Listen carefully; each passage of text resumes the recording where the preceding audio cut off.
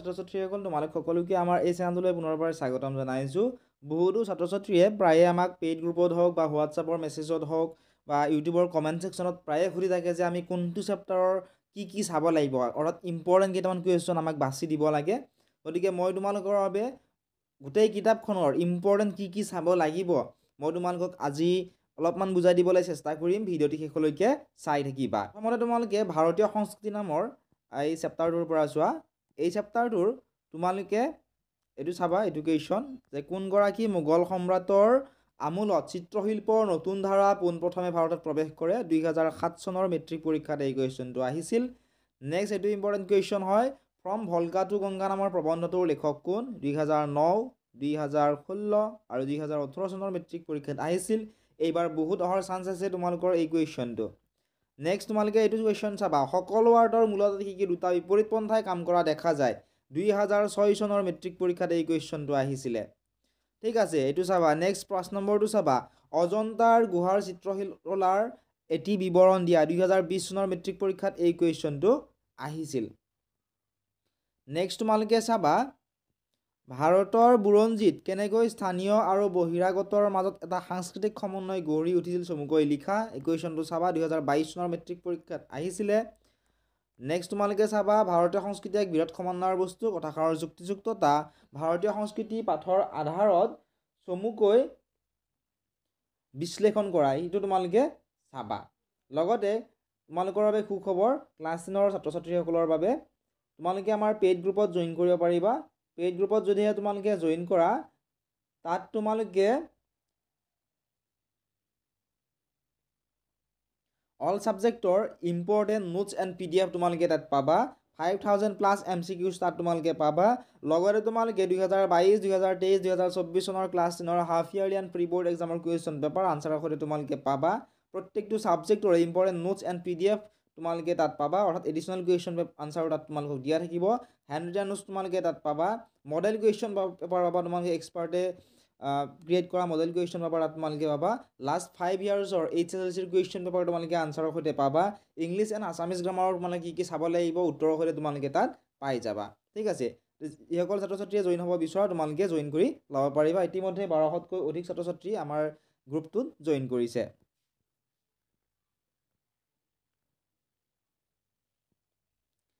Next তোমালোকে এইটো চাবা,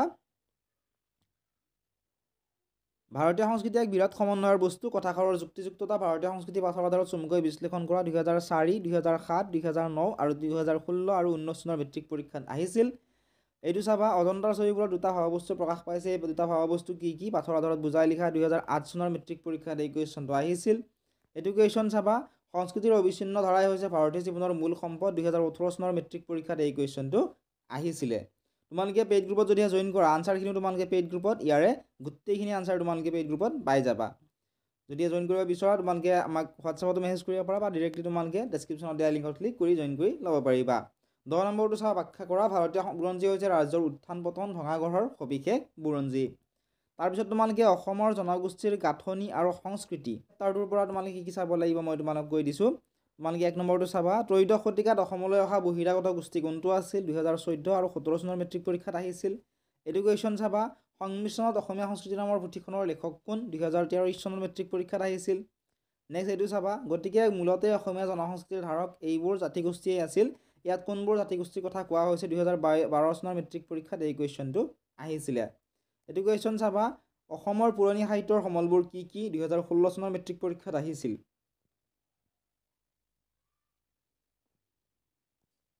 নেক্সট এইটো চাবা, ডাকৰ বিষয়ে এটি টোকা লিখা। 2017 চনতো আহিছিল। এইটো চাবা, এই গোটেইবোৰ হ'ল স্বতঃপ্ৰণোদিতভাৱে হোৱা বহুক্ৰিয়া কথাষাৰৰ অন্তৰ্নিহিত ভাগ বুজাই লিখা। 2020 চনৰ মেট্ৰিক পৰীক্ষাত আহিছিল। এইটো কুৱেশ্যন চাবা, দেখা যায় সকলোকে বান্ধি থোৱা এনাজৰীডাল আছিল অসমীয়া ভাষা, পাঠৰ আলমত বুজাই লিখা। 2011 আৰু 2014 চনৰ মেট্ৰিক পৰীক্ষাত এই কুৱেশ্যনটো আহিছিল। ঠিক আছে, মই চিলেক্টেড কেইটামান কুৱেশ্যনহে দিছোঁ, গোটেইবিলাক কুৱেশ্যন তোমালোকক ইয়াতে দিয়া নাই। নেক্সট তোমালোকে এইটো চাবা, ভাষিক সংমিশ্ৰণে অসমীয়া জাতি আৰু সংস্কৃতিক বেছি কটকটীয়া কৰিলে। ভাষিক সংমিশ্ৰণে অসমীয়া জাতি আৰু সংস্কৃতিক কেনেদৰে কটকটীয়া কৰিলে আলোচনা কৰা। 2012 চনৰ মেট্ৰিক পৰীক্ষাটো আহিছিলে। ঠিক আছে, অসমৰ পুৰণি সাহিত্যৰ সমলবোৰ কি? 2013 আৰু 2014 চনত আহিছিল। চাবা এইটো কুৱেশ্যন। নেক্সট এইটো চাবা অসমৰ বৈচিত্ৰ্যপূৰ্ণ জনগোষ্ঠীৰ গাঁথনিতে অসমীয়া সংস্কৃতিৰ বৈশিষ্ট্য ৰক্ষা কৰিছে কথাষাৰৰ তাৎপৰ্য মুকলিকৈ বুজাই লিখা 2017 চনত আহিছিল। নেক্সট এইটো চাবা ব্ৰিটিছৰ আগমনে অসমীয়া সমাজ ব্যৱস্থালৈ কি পৰিৱৰ্তন আনিছিল পাঠৰ আধাৰত আলোচনা কৰা। ইণ্টাৰনেটৰ তিতা মিঠা এই চেপ্টাৰটিৰ তোমালোকে এইকেইটা কুৱেশ্যন চাবা। ভাইৰাছে কম্পিউটাৰৰ দ্বাৰা কেনেদৰে বিজুতি ঘটাব পৰা বহুত বেছি ইম্পৰ্টেণ্ট হয় বা ভাইৰাছ কি সেইটো কুৱেশ্যন তোমালোকে চাবা। নেক্সট এইটো চাবা ইণ্টাৰনেটৰ মিঠা সুবিধাৰ লগতে তিতা অসুবিধাও আছে। এই কথাষাৰৰ বক্তা কোন আছিল? ইণ্টাৰনেটৰ সুবিধা আৰু অসুবিধাৰ বিষয়ে পাঠটোৰ আধাৰত বুজাই লিখা 2020 চনৰ মেট্ৰিক পৰীক্ষাত এই কুৱেশ্যনটো আহিছিল। নেক্সট তোমালোকে চাবা ইণ্টাৰনেটৰ অত্যাধিক ব্যৱহাৰে ছাত্ৰ ছাত্ৰীৰ জীৱনত কেনে প্ৰভাৱ পেলাব পাৰে পাঠটোৰ আধাৰত বুজাই লিখা 2022 চনৰ মেট্ৰিক পৰীক্ষাত এই কুৱেশ্যনটো আহিছিলে। তাৰপিছত তোমালোকে এইখিনি চাবই লাগিব। 4 নম্বৰটো এটা মুদ্ৰাৰ দুটা পিঠিৰ দৰে এই বিশ্ব ব্ৰহ্মাণ্ডৰ প্ৰতিটো ভৌতিক বস্তুৰে ভাল আৰু বেয়া দুটা দিশ থাকে কথাষাৰ কোনে আৰু কাক আৰু কিয় কৈছিল 2023 চনত আহিছিলে। চমু টোকা তোমালোকে চাই যাবাই। কম্পিউটাৰৰ বিষয়ে চাবা WhatsApp, Twitter, YouTube, Facebook, email, social media, video' calling আৰু গুগল এইখিনি তোমালোকে চাবা। এইকেইটাৰ ভিতৰত ইম্পৰ্টেণ্টটো হৈছে তোমালোকে কম্পিউটাৰটো চাবা ইম্পৰ্টেণ্ট, ঠিক আছে। তোমালোকে যদি গোটেইখিনি চাব নিবিচৰা কম্পিউটাৰটো তোমালোকে চাবা। তাৰপিছত টুইটাৰটো চাবা। কম্পিউটাৰ, টুইটাৰ আৰু ছ'চিয়েল মিডিয়া এই তিনিটা তোমালোকে চাবাই, ঠিক আছে। চমু টোকাৰ তোমালোকে পৰীক্ষাত অহাৰ বহুত চান্স আছে। এবাৰ নেক্সট চাবা আমি অৰুণিমা সিনহা চেপ্টাৰটোৰ পৰা। অৰুণিমা সিনহাৰ তোমালোকে এইটো চাবই লাগিব। একোগৰাকী ব্যক্তিয়ে নিজৰ প্ৰতিভাৰে জাতীয় জীৱনত জিলিকি উঠি আন সহস্ৰজনৰ বাবে আশা আৰু প্ৰেৰণাৰ বতৰা কঢ়িয়াই আনে কথাষাৰৰ যুক্তিযুক্ততা জীৱনৰ আধাৰত বুজাই লিখা 2020 চনত আহিছিলে। নেক্সট এইটো চাবা এভাৰেষ্টৰ বুকুত ভৰি থৈ অৰুণিমাহঁতে খৰখেদাকৈ কিয় নামি আহিবলৈ বাধ্য হৈছিল 2020ত আহিছিলে। নেক্সট তোমালোকে এই কুৱেশ্যনটো চাবা 3 নম্বৰত থকা এইটো কুৱেশ্যন। একোগৰাকী ব্যক্তিয়ে নিজৰ প্ৰতিভাৰে জাতীয় জীৱনৰ বতৰা কঢ়িয়াই আনে কথাষাৰৰ যুক্তিযুক্ততা অৰুণিমা সিনহাৰ জীৱনৰ আধাৰত বুজাই লিখা 2023 চনত আহিছিল। এইটো কুৱেশ্যন চাবা তোমালোকে অৰুণিমা সিনহাই ৰেল যাত্ৰাৰ সময়ত কি দুৰ্ঘটনাৰ সন্মুখীন হ'বলগীয়া হৈছিল, এই দুৰ্ঘটনাত তেওঁ কি হেৰুৱাব লগা হৈছিলে। নেক্সট তোমালোকে এইটো চাবা অৰুণিমা সিনহা কোন, তেওঁৰ পৰ্বতাৰোহণ অভিযানৰ বিষয়ে পাঠটিৰ আধাৰত লিখা। তাৰপিছত এইটো চাবা অৰুণিমা সিনহাৰ এভাৰেষ্ট অভিযানৰ বৰ্ণনা দিয়া, ঠিক আছে। এবাৰ অৰুণা যাত্ৰাৰ কি চাব লাগিব মই তোমালোকক কৈ দিছোঁ। তোমালোকে ভিডিঅ'টো চাই হয়তো অলপমান অশান্তি পাবও পাৰা, কিন্তু তোমালোকে এই কুৱেশ্যন কেইটা যদি আনচাৰখিনি ভালদৰে তোমালোকে চাই যোৱা পৰীক্ষাৰ আগত তোমালোকে কিন্তু পৰীক্ষা তোমালোকৰ বহুতখিনিয়ে ভাল হ'ব, ঠিক আছে। অৰুণা যাত্ৰাৰ তোমালোকে 1 নম্বৰ এইটো চাব দিছোঁ তোমালোকক যে কামত ল'ৰা ছোৱালী বুলি ভাগ নাই, যেনেকৈ কাম ভাগ কৰি দিছোঁ তেনেকৈ কৰা কথাষাৰৰ বক্তা কোন আছিল 2020 চনতো এই কুৱেশ্যনটো আহিছিল। কাজিৰঙালৈ যাত্ৰা কৰি কি বিশেষ শিক্ষা লাভ কৰিলে বুলি শিক্ষাৰ্থীসকলে শিক্ষয়িত্ৰীসকলক অৱগত কৰিছিল, এইটো কুৱেশ্যন আহিছিল 2020 চনত। নেক্সট এইটো চাবা কামত ল'ৰা ছোৱালী বুলি ভাগ নাই, যেনেকৈ কাম ভাগ কৰি দিছোঁ তেনেকৈ কৰা এই কথাষাৰ কিয় ক'ব লগা হৈছিল আঁতিগুৰি মাৰি লিখা 2023 চনতো আহিছিলে। এইটো কুৱেশ্যন চাবা কাজিৰঙালৈ যাত্ৰা কৰি শিক্ষাৰ্থীসকলে কি বিশেষ শিক্ষা লাভ কৰিলে বুলি শিক্ষক শিক্ষয়িত্ৰীসকলক অৱগত কৰিছিল 2023 চনত আহিছিলে। নেক্সট এইটো চাবা মহিচন্দ্ৰ মিৰি কোন, কাজিৰঙাক বিশ্ব দৰবাৰত চিনাকি কৰাই দিবলৈ তেওঁ কেনে ভূমিকা লৈছিল, এইকেইটা কুৱেশ্যন তোমালোকে চাবা। তাৰপিছত তোমালোকে চাবা এইটো কুৱেশ্যন নিগনা চিকাৰীৰ প্ৰকৃত নাম কি, তেওঁ কাক প্ৰথমে কাজিৰঙাৰ গড় দেখুৱাইছিল।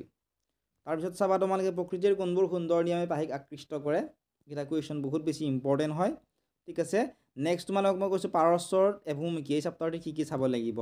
1 নম্বৰ এইটো চাবা তোমালোকে পোনতে ইৰাণৰ পাৰমাণৱিক কাৰ্যসূচীৰ মূল পৃষ্ঠপোষক কোন আছিল, 2018 চনতো এই কুৱেশ্যনটো আহিছিল।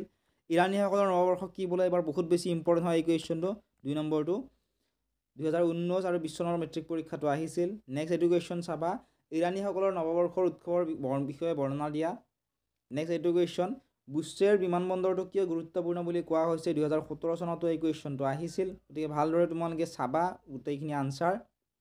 যদি তোমালোকে আনচাৰবোৰ লাগে আমাৰ পেইড গ্ৰুপত জইন কৰি ল'বলৈ নাপাহৰিবা। নেক্সট এইটো কুৱেশ্যন চাবা ইৰাণৰ শাসক নাদিৰ শ্বাহৰ ৰাজত্বই ভাৰতবৰ্ষত কি বিভীষিকাৰ সৃষ্টি কৰিছিল, 2019 চনৰ মেট্ৰিক পৰীক্ষাত এই কুৱেশ্যনটো আহিছিলে। নেক্সট এইটো কুৱেশ্যন চাবা তেলৰ বাবে চলোৱা খনন কাৰ্যত মাডলগিং আহিলাসমূহৰ ভূমিকা কি, 2019 চনৰ মেট্ৰিক পৰীক্ষাত এই কুৱেশ্যনটো আহিছিলে। নেক্সট এইটো চাবা বুশ্বেৰ চহৰৰ এটা বিৱৰণ দিয়া, 2023 চনতো আহিছিলে এই কুৱেশ্যনটো। তাৰপিছত তোমালোকে চাব লাগিব এইটো কুৱেশ্যন কোনজন